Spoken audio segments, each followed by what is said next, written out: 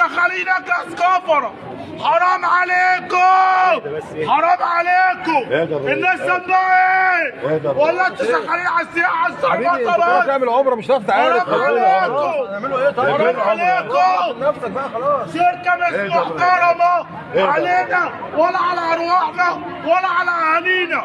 شركة اير كايرو بتاعت الطيران مش محترمة. بس خلاص صح كلامك صح كلامك صح.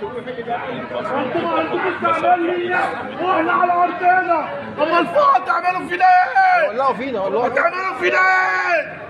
ونكلموا المسؤول يقول لك اصل المدير مش هنا، اصل مش امال مين بينزل القرارات؟ والله احنا من الساعة 12 هنركبوا الشركة دي.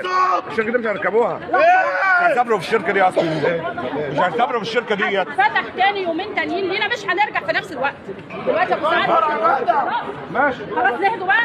لا لازم التغيير حصل لها مصيبه. مين اللي هيعوض اهالينا عننا؟ هيعوض عيالنا مين؟ لا كل شويه يجيبوا لنا واحد احنا ناخد نفسنا.